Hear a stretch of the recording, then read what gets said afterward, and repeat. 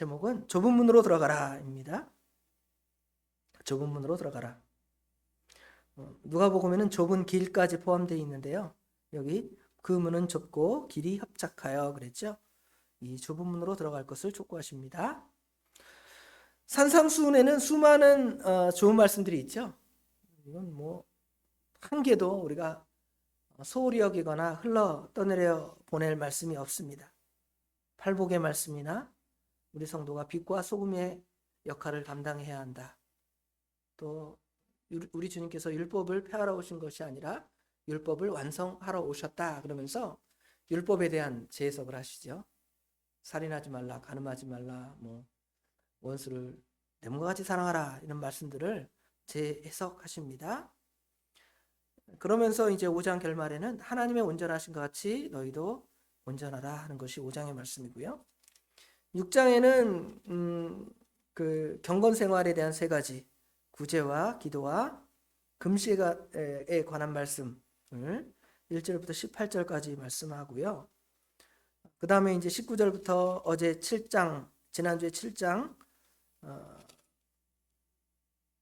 12절까지 말씀에는 3가지 우리가 이런 생활을 하는데 방해되는 요소가 무엇인가 해서 3가지를 우리가 정리했는데요. 마음이 중요하다. 내 보물이 있는 곳에 내 마음이 있다 그랬죠. 그래서 그 마음이 중요하다고 말씀드렸고요. 그 마음 때문에 우리가 쓸데없는 마음을 가지고 염려한다 그랬습니다. 염려하지 말라. 염려는 우리들의 키를 1cm도 크게 할 수 없다. 아니면 우리의 키를 1cm 크게 한다는 의미도 있지만 또 다른 그 번역 성경에는 우리의 수명을 1시간도 더 연장시킬 수 없다. 여러분 염려한다 그래서 내가 100살 살 거 101살 사는 거 아니죠. 그렇죠? 오히려 거꾸로 염려해서 스트레스 받아서 수명이 단축될 수는 있습니다. 그러나 염려한다 그래서 그 생명이 늘어나지 않는다. 이게 마태복음 6장. 그래서 마지막에 보면 먼저 그의 나라와 그의 의를 구하라 그랬죠. 7장 우리가 지난주에 상고했던 말씀은 비판하지 말라. 결국 그 비판으로 너희가 비판을 받고 헤아림을 받게 될 것이다. 그러고요. 이제 7장 13절부터 마지막 절까지는 무슨 내용이 있냐면 이런 좋은 말씀을 받았는데 그런 이 좋은 말씀을 받아서 어떻게 할 거냐? 결단해라 이거예요. 결단 어떻게 결단하냐면 여기 보니까 좁은 문, 좁은 길, 넓은 문, 넓은 길. 결국 뭐 해야 돼요? 둘 중에 하나를 선택해야 되겠죠. 결단하라는 것입니다. 그래서 그대로 살아가면 결단해서 좁은 문으로 좁은 길로 결단해서 살아가면 어떤 열매들이 맺냐면 선한 열매들이 맺는다는 것이죠. 뒤에 보면 아니면 나쁜 열매를 맺게 된다. 그래서 이제 결단해서 하나님 말씀대로 살아가는 사람은 집을 반석 위에 세우는 사람 같고 결단을 잘못해서 이 하나님 말씀을 순종하지 않는 사람은 모래 위에 세운 집 같아서 비가 나고 창수가 나면 다 흘러 떠내려가고 없어지게 될 것이다. 그래서 이제 결단하라는 거예요. 그 결단하라는 말씀의 첫 번째가 이제 좁은 문, 좁은 길로 들어가라. 이 말씀이 이제 첫 번째 결단인데요. 사실은 이게 다 하나하나 중요한 내용인데 이거를 한꺼번에 싹 가르치려고 그러면 재주가 없습니다. 그래서 2절만 우선 하고 나머지는 수요일에 하겠습니다. 자, 좁은 문에 대해서 생각을 해봅시다. 좁은 문. 여기 좁은 문, 좁은 길 그랬는데요. 좁다라는 말은 어떤 뜻이 있냐면 이게 굉장히 좁아서 자기 몸 하나 통과하기 힘든 길이다. 이런 의미가 있다는 거죠. 뚱뚱한 사람은 통과하지 못해요. 저 같은 사람은. 그러나 날씬한 사람 겨우 통과하는 아주 그런 좁은 문이다. 이렇게 말씀하고 있습니다. 어떤 문이 그런 문이냐면 천국에 들어가는 문. 하나님의 은혜의 세계, 하나님의 천상의 세계에 들어가는 문이 바로 좁은 문입니다. 그런데 사람들은 이런 좋은 데 가려면 뭔가 좋은 것이 있어야 한다. 뭔가 좋은 게 많이 갖추어져야 그 은혜의 자리에 나아갈 수 있다고 생각을 합니다. 결국은 이제 사람들이 추구하는 것은 행복인데요. 그 행복을 추구하는 최고점이 이제 우리 하나님의 은혜 세계에 들어가는 거예요. 그런데 그 행복을 추구하기 위해서 어떤 수고를 하죠, 보통? 보통 사람들은 예를 들어 돈을 많이 벌려야 한다. 아니면 이제 공부를 많이 해야 한다. 여러 가지 세상의 방법들을 쌓아서 뭔가를 충분히 키워서 부유해지려는 마음이 그 안에 있습니다. 그러나 천국의 문은 그렇게 넓어서 뭔가 가득 채워서 들어가는 그러한 세계가 아님을 우리에게 가르쳐 주죠. 오히려 없어서 줄여서 하나님의 은혜를 구하는 것이죠. 마태복음 5장의 팔복에 보면 가난한 사람, 얼마나 가난합니까? 의에 줄이고 목마른 사람, 이런 사람들이 들어가는 문, 좁은 문, 그런 개념으로 우리에게 설명을 해주고 있습니다. 이 이야기를 하려면 여러분, 이솝우화에 어떤 스토리가 있냐면 욕심 많은 어떤 여우의 이야기가 있습니다. 이 여우가 길을 가다가 보니까 어떤 나무가 하나 있는데 그 나무에 구멍 하나가 있습니다. 구멍 하나에 어떤 어떤 사람들이냐면 목동들이 자기들이 이제 와서 일하다가 먹고 또 꺼내서 먹고 또 일하고 하려고 그 나무 사이가 아주 조그만 구멍에다가 이 빵이나 과일을 탁 넣어둔 거예요. 근데 마치 이 여우가 이걸 딱 본 거예요. 어떻게 하겠습니까? 그거 먹고 싶죠? 그래서 이제 거기를 막 비집고 들어갔습니다. 들어가서 거기서 이제 그 고기나 맛있게 먹고 뭐 빵도 맛있게 먹었습니다. 그랬더니 어떻게 됐을까요? 배가 뚱뚱해진 거예요. 저처럼 뚱뚱해져서 나올 수 있을까요? 못 나올까요? 못 나오죠. 못 나오는 상황에서 있는데 옆에 지나가던 다른 여우가 뭐라 그래요? 너 거기서 나오려면 그거 다 지금 먹은 거 다 소화시키고 살이 쭉 빠져야 나올 수 있다는 거예요. 그렇죠? 우리 하나님께 가는 길이 그렇습니다. 우리가 뭔가를 가득 채우고 뭔가 많이 있고 뭔가 많이 가져야 그 하나님의 은혜의 세계에 들어가는 것이 아니라 아무것도 없이 오히려 하나님의 은혜 아니면 살 수 없습니다. 주님의 은혜 아니면 살 수 없습니다. 이런 마음으로 가지 않으면 그 길을 나아갈 수가 없는 것이죠. 그래서 오늘 여기 시작해 보니까 좁은 문인 거예요. 그 좁은 문으로 들어가라는 것입니다. 그 문은 좁아서 많은 사람들에게 그렇게 인기도 없고 사랑을 받지 못합니다. 하나님의 나라와 은혜의 자리에 들어가는 그런 자리는 욕심을 채우고 다 들어갈 수가 없죠. 그런 것들, 우리가 수십만 평의 땅이 있고 또 아니면 엄청난 양의 주식을 갖고 있고 아파트가 뭐 몇 채고 이런다 그래서 하나님께서 야, 너 그렇게 있으니까 너 그것 중에 몇 개만 나한테 줘라. 그러면 내가 웰컴 환영해 줄게. 그러지 않습니다. 오히려 하나님 아니면 살아갈 수 없습니다. 나는 그거 아무것도 필요 없습니다. 이런 마음을 가진 자만이 하나님께서 그 사람을 인정해 주시고 받아주시고 하나님의 은혜가 그 가운데 임하게 되는 것을 우리에게 이 좁은 문이라는 단어 안에서 보여주는 것입니다. 두 번째로는 이 좁은 문은 좁기 때문에 어때요? 문이 크면 발견하기가 쉽죠. 예를 들어 우리 교회 들어오는 문이 현관문이 크니까 발견하고 다 현관으로 들어올 거 아니에요? 그런데 만약에 현관문이 요 뒤에 있는 요 창문이다 생각을 해보세요. 들어올 수 있어요? 못 들어와요? 못 들어오고 이 사람의 눈에 띄지도 않을 것입니다. 저기는 들어갈 길도 없구나 그렇게 생각할지 모르겠습니다. 그 문은 어떻게 보면 우리에게 전혀 육신적인 유익도 줄 것 같지 않습니다. 인기가 없고 쉽게 드러나지도 않고 좀처럼 발견되기 어려운 문입니다. 그게 뭐냐면 우리 성도들의 삶이 그래요. 우리가 믿음을 따라 말씀을 따라 살려 하면 누가 인정해 주거나 야, 잘 믿는다. 정말 저렇게 살아야지 별로 그러지 않아요. 오히려 왜 저렇게 사는가? 저렇게 사는 게 무슨 유익이 있다고 그러면서 야 노세 젊어서 노세 그래야지 뭐 일요일마다 교회 가고 그렇죠? 새벽마다 교회 가고 하나님 섬긴다고 희생하고 남을 위해서 봉사하고 드러나지도 않습니다. 인기도 없고 남이 알아주지도 않습니다. 그런데 그 길은 처음부터 좁은 문이었어요. 넓다가 좁아지는 문도 아니고요. 나중에 통과했더니 넓어지는 문도 아닙니다. 그 문은 처음부터 좁은 길이었고 끝까지 좁은 길입니다. 우리 예수 믿는 성도의 삶이 그와 같은 거예요. 그 결과는 언제 얻어지냐면 천국 가면 얻어지는 거예요. 통과했더니 하나님께서 이 천상의 넓은 세계를 다 맛보고 누릴 수 있는 그러한 세계가 바로 이 좁은 문입니다. 이 좁은 문은 마치 밭에 감추인 보화처럼 드러나지 않기 때문에 사실은 작지만 정말 귀한 거예요. 발견하면 자기 모든 재산을 팔아 투자할 정도로 귀한 것이지만 발견을 못하니까 투자할 수가 없는 거죠. 뭐 내가 눈에 띄지 않는 걸 어떻게 찾아서 투자를 합니까? 그런데 믿음의 사람들은 예수님을 통하여 그것을 발견하고 그것을 찾고 기뻐하면서 내 거 다 투자하는 거예요. 시간도 투자하고 돈도 투자하고 나의 정력, 젊음 다 투자해서 그렇게 하나님을 섬깁니다.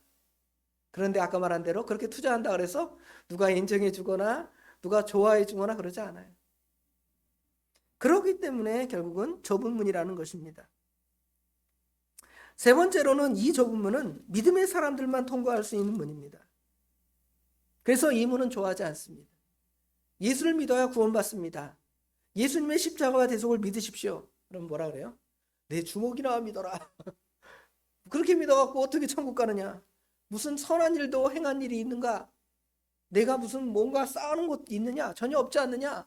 그러면서 그 길이 무슨 생명의 길이라고 하느냐 하면서 오히려 그 길을 따라가는 사람, 그 문을 통과하려는 사람들에게 고난과 박해와 심지어 오해해요. 어떤 오해를 하죠? 예수 믿는 사람들은 사람의 살을 뜯어먹는 사람들이다.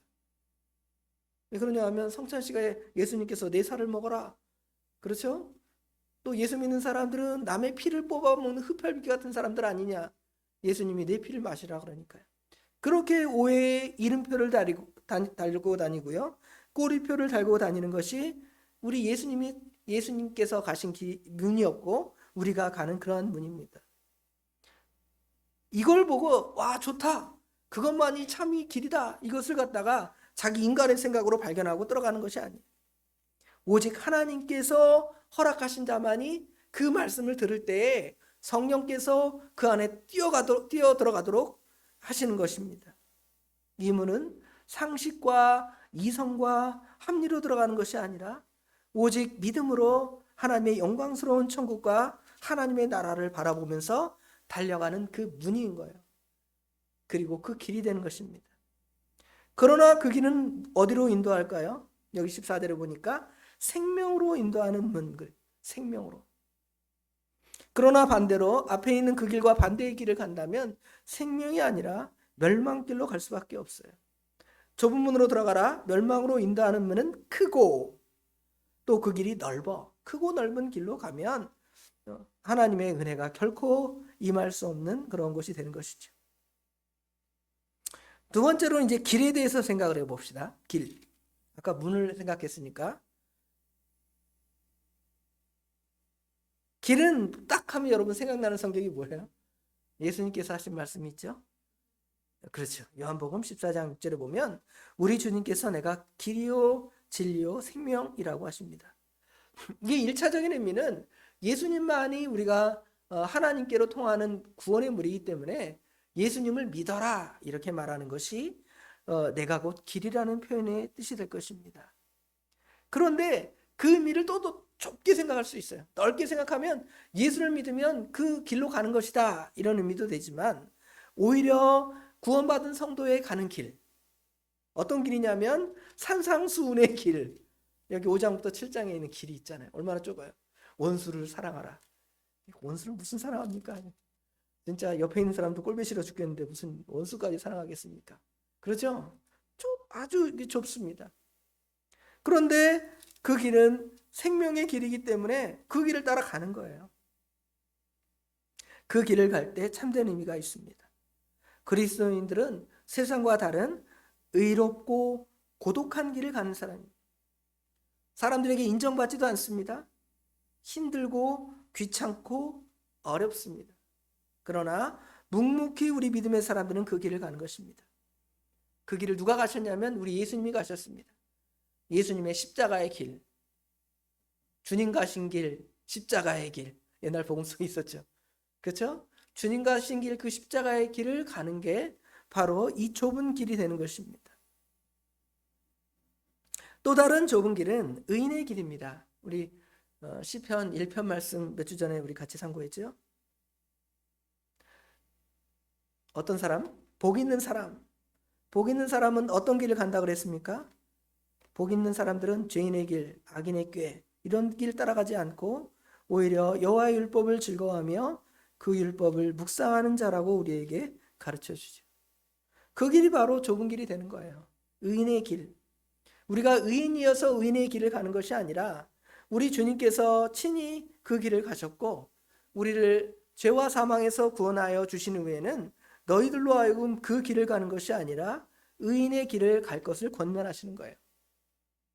다 주님이 가신 다음에 길을 다 닦아놓은 거예요. 도로를 다 닦아놓고 이제 너희들 이 길로 가면 돼 그러는 거예요. 근데 우리 인간의 본성은 그 좋은 길을 자꾸 보지 않고 자꾸 넓은 길, 다른 길을 자꾸 보죠. 그러니까 그 길로 가는 게 너무 힘들어 보이는 겁니다. 사실은 우리 주님께서 다 가신 길이고 그냥 우리는 가면 되는 거예요. 마치 내비게이션과 같은 길인데 자꾸 저는 좀 성향이 좀 이상한가 봐요. 길을 가다가 내비게이션이 이리로 가라 그래도 그 길로 안 가고 싶어요. 그렇게 이렇게 한번 돌아가 볼까 이런 이상한 마음이 있어요. 어떤 사람은 꼭 그 길 따라가는 사람들이 있는데 사람의 성향에 따라 다르지만 말씀의 길은 그 인도하시는 길을 따라가는 내비게이션을 따라가는 겁니다. 여자의 말 잘 들으라고 그랬잖아요. 부인 말, 어머니 말, 내비게이션의 말. 그렇죠? 그런데 우리는 그 길이 아니라 누구의 말을 따라야 돼요? 하나님의 말씀, 여호와의 율법을 주야로 묵상하며 즐거워하는 그 길을 가는 것이 바로 좁은 길입니다. 그 길은 우리를 생명의 길로 인도합니다. 그 길은 우리 욕심이 아니라 우리 죄를 따라가는 길이 아니라 오히려 말씀을 따라가기 때문에 의를 따라가기 때문에 좁고 협착합니다. 좁고 협착하기 때문에 그 길은 어떻게 보면 갈 때 어려울 수가 있어요. 그러나 하나님께서는 그 길을 가는 사람들에게 하나님의 영적인 능력을 공급해 줍니다. 여기 아까 시편 1편에 보면 그는 시냇가에 심은 나무가 철을 따라 열매를 맺으며 잎사귀가 마르지 아니함 같으니 그가 하는 모든 일이 다 형통하리로다 그랬죠. 여기 시냇가에 심은 나무라는 것은 시냇가에 그 나무가 심겨지면 시냇가로부터 물을 공급받잖아요. 우리 예수님을 믿고 따라가는 그 길은 굉장히 거칠고 어려운 길이지만 물을 공급받으니까 그 물을 통하여 생명력이 있는 거예요. 죽지 않습니다. 제가 나일강 얘기도 했잖아요. 나일강이나 아니면 메소포타미아 그 지역에 있는 티그리스 유프라테스 강 지역은 사막 기후라 그랬잖아요. 사막 기후인데 어떻게 그 사람들이 거기다 농사를 짓고 먹고 사냐면 그 강 상류에서 흐르는 물이 계속 공급되니까 거기 이제 넘치는 물에 의해서 그 땅이 이제 기름져지는 거예요. 거기서 농사도 짓고 먹고 살 수 있으니까 그 사막 기후에서도 살아갈 수가 있어요. 그냥 물이 없으면 어떻습니까? 물이 없으면 살아갈 수가 없는 거죠. 결국은 이 좁은 길이라는 것은 주님으로부터 생명을 얻는 생명의 능력을 공급받는 그 길이 되는 것이고요. 성령의 역사가 그 줄기로부터 흘러 넘쳐서 이제 열매가 맺혀지게 되는 것이죠. 열매를 맺으며 그랬잖아요. 그는 시냇가에 심은 나무가 철을 따라 열매를 맺으며 성령의 열매, 빛의 열매, 또 의의 열매, 선한 열매들이 주렁주렁 열리는 것입니다. 영적으로 겉으로는 갈증이 되고 해결된 것 같지 않지만 영적인 갈증이 해소되고 그래서 그 안에 참된 예수 그리스도를 통한 영적인 즐거움이 그 안에 있는 거예요. 좁은 길을 걸으며 밤낮 기뻐하는 것, 주의 영이 함께함이라 그랬잖아요. 주님과 동행하는 그 길이 그러한 길이 되는 것입니다. 반면 악인의 길은 넓고 누구나 편하게 갈 수 있지만 하나님과의 관계가 단절된 그러한 길이기 때문에 결국은 사단의 종로로 타다가 마지막에는 멸망길로 들어가게 되는 것입니다. 악인은 그렇지 않느냐며 오직 바람에 나는 겨와 같도다. 그러므로 악인들은 심판을 견디지 못하고 죄인들은 의인의 모임에 들지 못하리로다. 그 다음에 의인의 길은 여호와께서 인정하시지만 악인의 길은 망하리로다 그러죠. 시편 1편에 나오는 그 길을 우리가 가는 것입니다. 세 번째 길은 그 길이 좁지만 이 목표가 뚜렷한 길입니다. 왜 사서 고생하냐 그러잖아요. 그 길 왜 가느냐. 요새 그 TV에 보니까 그 이만각 북한 얘기 나오는 사람 얘기 있잖아요. 근데 북한에서 그 탈출한 이야기들을 보면 굉장히 힘든 길이에요. 우선 두만강 뭐 압록강 건너가죠. 건너가다가 총 맞을지 모르는데 건너가요. 또 중국에 있다가 중국에서 공안에 잡혀서 또 북송될지 몰라요. 그래도 그 길 갑니다. 이제 중국을 통과해서 저 라오스를 통과해서 태국으로 해서 이렇게 온대요. 그런 길이 있다고 합니다. 그 사람들이 왜 그 길을 갈까요? 그 길은 지금 북한에 있는 거나 그 길을 가는 거나 어떤 길이 더 쉬워요? 그냥 그 사람들은 북한에 있는 길이 더 쉬울 수도 있습니다. 그러나 그 길을 통과하고 나오면 그 사람이 이제 자유를 얻는 길을 얻기 때문에 그 길을 그냥 그렇게 통과해서 가는 거예요. 목표가 있습니다. 자유를 얻기 위한 목표. 세상에도 그런 목표가 있는데 우리 믿음의 사람들은 어떻습니까? 더 큰 목표가 있잖아요. 또 다른 얘기해 보니까 서해 바다를 그 수영해서 내려왔대요. 자기들이 수영하다가 이 파도 치니까 어디로 간지 모르겠대. 가다가 무슨 서해 어떤 무인도에 떨어졌는데 이게 남한인지 북한인지 모르는데 그래도 왔대요. 왜 그랬냐면 그 길을 통과하면 그들은 자유를 얻는 그 길을 얻기 때문에 목표가 있습니다. 즉 이 좁은 길의 뚜렷한 목표는 바로 예수께로 가는 것이고요. 영원한 생명이 보장된 그 길입니다. 우리가 그 길을 가려 할 때는 방해 요소가 많아요. 아까 말한 대로 북한에서 강에서 군인들이 총 쏠지 모르고요. 중국에서 공안이 잡혀서 북송될지 모르고요. 사단이 그렇게 우리 주님께 가는 길을 막는 길이 많다는 것이죠. 바다에 그냥 물에 휩쓸려서 떠내려갈 수도 있습니다. 그럼에도 그 길을 통과해서 가는 것은 그 길로 가면 나는 영원한 생명을 얻는다라는 어떤 확신이 있기 때문에 그 길을 가는 것처럼 우리의 길은 그렇게 영원한 생명이 보장되어 있기 때문에 그 길로 우리가 힘써 가게 되는 것입니다. 자, 그렇다면 방법이 중요합니다. 원리는 알지만 방법을 모르면 안 되겠죠. 아까 오전에도 하나 되는 뭐 여러 원리들을 설명했지만 결국 어떻게 합니까? 그랬더니 뭐 사랑하고 용납하고 용서하고 쭉 있잖아요. 여기도 마찬가지입니다. 그 방법을 몇 가지로 살펴보도록 하겠습니다. 첫 번째로 좁은 길 좁은 문을 통과하기 위해서는 자기를 포기해야 돼요. 자기를 포기하지 않냐면 이제 실패할 수밖에 없는 것이죠. 가장 큰 대적이 누구인가? 우리 가장 큰 대적이 누구라고 생각하십니까? 마귀라고 생각하십니까? 아니면 또 뭐 여러 가지 있죠? 죄라고 생각하십니까? 죄도 이기고 마귀도 이겼습니다. 그러나 누구를 이기지 못하냐면 자기를 이기지 못하는, 자기를 이겨야 그 길을 통과할 수가 있습니다. 사단을 싸워 이긴 사람도 자기라는 우상 앞에 패배하기 쉽습니다. 새벽 예배를 드리고 각종 예배 헌신을 다 합니다. 철야 예배까지. 심지어 더 믿음을 써서 40일 금식 기도를 합니다. 매일매일 성경 공부를 해요. 우리의 경건이 좀 나아질 수 있겠죠. 그러나 자기를 이기지 못하면 그 많은 수고 쌓은 것이 그냥 한 방에 가는 거예요. 훅 간다 그렇죠? 자기 때문에 그것을 이겨낼 수가 없게 되는 것이죠. 어느 순간 자기에게 들어오는 육체적인 쾌락이나 욕심이 결국은 우리를 다시금 그 길로 가게 하는 거예요. 또는 자기의 그 명예나 칭찬 같은 그런 것들, 잘한다, 갑자기 여러분 마음에 그런 마음이 쑥 들어오게 합니다.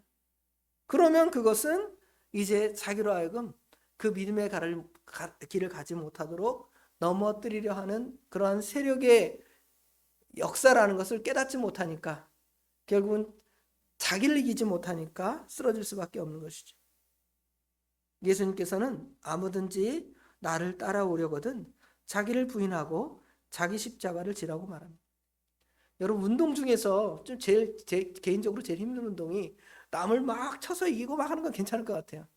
그런데 어떤 문제가 생겨나냐면 운동할 때 예를 들어 내 그 운동 이 시합을 하려면 이 사람 몸무게는 70kg 이하여야 이 체중 그 급에 나갈 수가 있어요. 그렇죠? 그런데 얼마나 먹고 싶어요? 굶어서 자기 살을 빼고 이 자기 몸의 정량을 맞추고 심하게 운동을 해서 자기 살을 쫙 뺐지만 자기가 이기지 못하는 그 음식들이 유혹이 나에게 오면 넘어가는 거 아니에요? 자기를 쳐서 복종하는 것이 그만큼 중요하다는 것을 볼 수가 있습니다. 바울 사도가 하나님의 말씀을 전하고 수많은 노력을 했지만 내가 내 몸을 쳐서 복종하게 하려 하면은 내가 이 복음을 전한 후에 오히려 나는 하나님의 일을 잘 감당했습니다. 바울 사도가. 그런데 마지막에는 누구는 실패하는 거예요? 자기는 실패할까 두려우니까 자기를 날마다 쳐서 복종했다 그랬습니다. 누가 문제냐 해도 결국은 돌아보면 다 자기가 문제이죠. 내가 잘못했습니다 하는 사람이 사실은 승리하는 거예요. 자꾸 누가 잘못한 걸 찾아요. 어떤 큰 사건이 터지고 큰 문제가 나면 그 사건 사고의 원인이 누구냐를 잡는데 사람들이 다 혈안이 돼 있잖아요. 그런데 아무도 무엇을 인정하지 않습니까? 내가 좀 잘못해서 내가 좀 꼼꼼히 봤어야 되는데 내가 좀 더 수고했어야 되는데 내가 조금 방심하지 않았으면 이거 일어나지 않을 문제인데 이렇게 인정하지 않고요. 저 사람 때문에 그랬어. 저 사람이 저렇게 하니까. 왜 그러냐면 인간의 본성이 그런 거예요. 사람의 본성이 그렇습니다. 그런데 오늘 말씀처럼 우리 하나님께 가는 그 좁은 길, 좁은 문을 통과하는 그 방법은 나의 그 부족함과 나의 연약함을 인정하고 나 때문에 그렇습니다 하고 결국은 나를 포기하고 나를 포기하는 사람은 누구를 붙들 수밖에 없냐면 우리 하나님을 붙들 수밖에 없거든요. 그런데 나를 붙들고 가는 사람은 결국은 누가 뒤통수를 쳐요? 내가 뒤통수를 치는 거예요. 누가 뭐 내 형제가 내 자녀들이 내 이웃이 내 뒤통수를 치는 게 아니라 자기의 그것 때문에 내가 뒤통수를 맞고 넘어지고 쓰러지는 것입니다. 그러나 자기를 부인하고 나는 할 수 없습니다. 하나님께서 해주세요. 하나님의 능력 아니면 할 수 없습니다. 이렇게 인정하면 나로부터 뒤통수는 안 맞을 거 아니에요. 그렇죠? 그리고 그 능력은 하나님으로부터 공급받기 때문에 하나님으로부터 공급받는 힘으로 하는 사람들은 아무도 실패하는 사람이 없어요. 왜 실패했느냐를 보면 결국은 자기의 의를 드러내고 내가 모든 것의 주인이 되고 내가 모든 것을 어떻게 계획하고 내가 뭘 해야 되는데 안 되니까 어떻게 되는 거예요? 넘어질 수밖에 없는 것이죠. 그러나 하나님께 의지하면 하나님이 능력을 주실 뿐만 아니라 그것을 통하여 우리가 성공하고 여기 성공이라는 게 세상적인 성공은 아니지만 결국은 하나님의 뜻대로 이루어갔으니까 하나님이 기뻐하시는 바가 되는 것이죠.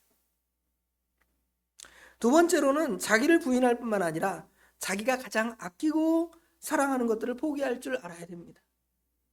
대표적인 것이 자기 물질이겠죠. 디모데전서 6장에 보면 이런 말씀들이 있습니다. 디모데전서 6장 7절부터 9절 말씀에 보면 6장 6절부터 보겠습니다. 그러나 지족하는 마음이 있으면 경건에 큰 이익이 되느니라. 우리가 세상에 아무것도 가지고 온 것이 없음에 또한 아무것도 가지고 가지 못하리니 우리가 먹을 것과 입을 것이 있은즉 족한 줄로 알라. 9절에 보면 부하려 하는 자들은 시험과 올무와 여러 가지 어리석고 해로운 욕심에 떨어지나니 곧 사람으로 파멸과 멸망에 빠지게 하는 것이라.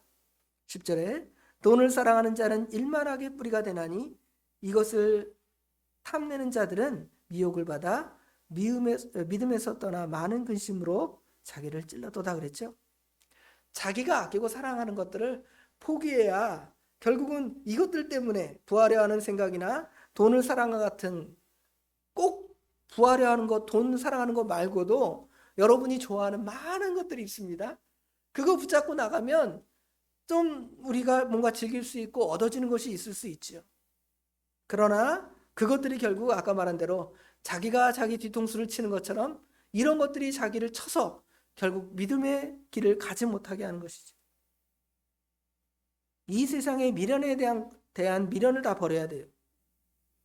새벽에 우리가 그 소돔 고모라의 멸망을 보죠.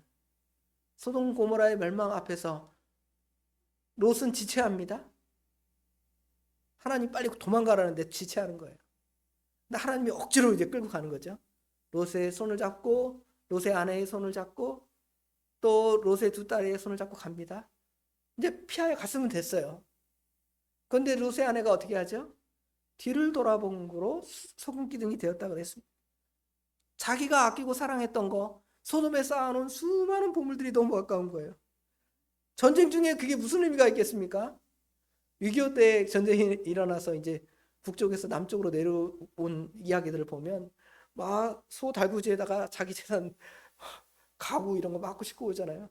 그거 싣고 끌고 가다가 위에서 저 북쪽에서 날아오는 그쵸? 총탄을 맞아 죽어버리면 무슨 의미가 있겠습니까? 결국 어떻게 하겠어요? 다 버리고 가는 거죠. 사랑한 거 다 버리고 가는 거예요. 자기 혈을 단신 가는 겁니다. 그래야 자기 목숨을 살아갈 수가 있는 거예요. 믿음의 길이 그런 거예요. 세 번째로는 아까 말한 대로 핍박과 오해를 각오해야 됩니다. 요한복음 15장 18절 19절 이하에 보면 무슨 얘기가 있냐면 세상이 미워하면 당연한 걸로 생각하라는 거예요. 세상이 너희를 미워하면 당연한 것으로 생각해라. 왜냐하면 세상 사람이 너희를 미워해서 미워한 것이 아니라 세상 사람들이 나 예수님을 미워하기 때문에 너희를 미워하는 것이다. 하나님을 사랑하니까 이 세상 사람들이 여러분을 미워하고 싫어할 수 있다는 거예요. 그런 핍박과 각오가 없이는 좁은 길 좁은 문으로 나아갈 수가 없지요. 우리 주님께서는 이 세상에 오실 때에 평화를 주러 오셨다 하지 아니하시고 내가 너에게 검을 주러 왔노라. 뭐 다 싸워서 예수 믿는 사람은 쌈쟁이가 되라는 게 아니에요. 우리는 누구와 싸우는 사람들이 아닙니다. 우리는 말씀을 따라 가는 거예요. 가다 보면 세상 사람들이 우리를 공격하는 거죠. 그럴 때는 우리가 그게 싸우는 게 영적인 싸움이 되는 것이지, 영적인 싸움이 처음부터 누구나한테 시비 걸어서 그 사람한테 뭔가 얻고 뭔가 뺏고 그러려고 우리가 영적인 싸움을 하는 것이 아니라 우리가 믿음의 길을 가다 보면 사단 마귀는 우리 주변 사람들을 통하여 우리를 계속 공격하게 돼 있거든요. 그때마다 여러분 그 믿음의 분량을 가지고 가서 싸워 나가면 이길 수가 있는 것이죠. 그렇기 때문에 예수님께서 내가 너희에게 평화 주러 온 것이 아니다. 너희가 참 믿음을 가지고 나가면 그런 방해하는 요소가 있고 대적하는 요소가 있다 할지라도 그 길을 따라 열심히 가라는 거예요. 가야 이제 마지막에 생명이 있고 영생이 있고 귀한 것이 있다는 것이죠. 물론 우리 주님께서 십자가의 길을 다 가시고 우리로 하여금 그 길을 따라오라고 하셨습니다. 그러니까 아무것도 우리는 할 필요 없다 이렇게 오해할 수도 있습니다. 그렇잖아요. 또 그냥 예수 믿고 따라오면 되는데 뭐가 그렇게 힘든 거야. 그러지만 또 우리 주님께서는 우리로 하여금 그 고난과 그 십자가와 그것들을 다 지고 또 따르라고 했거든요. 근데 그거는 우리는 별로 생각하지 않죠. 예수 믿으면 잘 된다 그랬는데 왜 내가 요 모양 요 꼴입니까? 하고 하나님을 원망하든지 아니면 나 돌아가야 되겠습니다. 내가 예수 믿다가는 이건 도저히 아무것도 안 될 것 같아요. 그렇게 가는 길이 바로 사단이 우리를 유혹하는 길로 그렇게 끌어가는 거예요. 그거 그렇게 하고 되겠냐? 그렇게 하고 돈 좀 벌겠냐? 그렇게 해봤자 나중에 너 죽은 다음 될 일을 어떻게 알아? 이렇게 여러분의 마음을 의심하게 하고 시험하는 것입니다. 그때 그 시험에 넘어가지 않고 믿음의 길, 좁은 문의 길을 끝까지 가는 거예요. 그런 결단을 지금 산상수훈의 말씀을 통하여 이야기하다가 결단을 촉구하는 거예요. 내가 심심해서 이 얘기하는 줄 아느냐? 이거 너희들한테 좋은 말, 이렇게 좋은 말이 있다니요. 감탄하라고 준 말이 아니라 너희로 하여금 실제로 이 길을 하게 하기 위해서 이 말씀을 하셨다고 예수님이 지금 제자들에게 하시는 거예요. 그 다음에 마지막에 그렇게 얘기한 다음에는 그 길로 가라는 거예요. 가려면 결단이 필요하고 어떤 자기의 수고가 필요하고 자기의 그 인내가 필요하고 그 모든 것이 필요한 것입니다. 그런데 참으로 은혜로운 것은 그렇게 결단하고 갈 때에도 너 혼자 좁은 길로 가라, 너 혼자 그 좁은 길을 따라가라 그러지 않습니다. 누가 그 길로 동행하시냐면 예수님께서 손잡고 동행하시는 거예요. 하나님께서, 성령 하나님께서 여러분의 팔을 잡고 이렇게 인도하시는 거예요. 그러면 하나님의 인도를 따라가면 그 길이 편한 길이 돼요. 그런데 하나님을 자꾸 생각하지 않고 내가 억지로 내 길을 자꾸 그 길을 좋은 길로 간다고 힘써 가니까 그 길이 너무 빡빡한 거예요. 어렵습니다. 내가 왜 이렇게 신앙생활이 빡빡하고 어려울까? 둘 중에 하나예요. 내 믿음이 연약하든지. 둘째로 믿음이 있는데도 그렇게 빡빡한 사람은 뭘까? 뭐 때문에 그럴까요? 내 힘으로 하려니까 빡빡한 거죠. 누구를 의지해야 돼요? 성령 하나님을 의지하고 주님 나를 이끌어 주세요. 나는 주님을 따라 손잡고 가겠습니다. 그러면 쉽게 가는 거예요. 그 길을 따라 가서 하나님의 은혜를 충분히 받아 누리는 우리 이스라엘교회 모든 성도님들이 되시길 주님의 이름으로 축원합니다. 기도하겠습니다. 좁은 길을 가라고, 좁은 문을 통과하라고 가르치면서도 저 자신이 그 길을 좋아하지 않습니다. 목회자로서 아버지 하나님 찬양할 때에는 아골골짝 빈들에도 주님의 말씀이면 가겠습니다 찬양하지만 실제로 우리의 가는 길은 자기의 어떤 이기주의적인 목표나 생각이 그 안에 있어서 가다가 포기하고 넘어지고 좌절하고 쓰러지는 것이 저의 길이고 또 우리 모든 믿음의 사람들의 길입니다. 그럼에도 포기할 수 없는 것은 그 길로 가는 것이 우리에게 생명이 되고 영원한 안식의 세계에 들어가는 그 길이기 때문에 아버지 하나님 좁고 협착하고 인기가 없고 사랑받지 못하지만 자기를 부인하고 자기 십자가를 지고 또 자기 사랑하는 것들을 어떤 부분에서는 포기도 하지만 우리 주님께서 손잡아 끝까지 인도하시는 그 인도를 따라 우리는 그 길을 갑니다. 우리 하나님 능력을 주셔서 잘 감당할 수 있도록 그 길 잘 가도록, 그래서 마지막에는 나의 갈 길을 다 가도록 예수 인도하시니 찬송이 우리의 찬송이 될 수 있도록, 나의 찬송이 될 수 있도록, 우리 성도님들의 찬송이 될 수 있도록 우리 하나님 친히 인도하여 주시옵소서. 모든 것 주님께 맡깁니다. 우리 주님께서 복되게 인도하여 주실 줄 믿사오며 예수님의 이름으로 간절히 기도드리옵나이다. 아멘.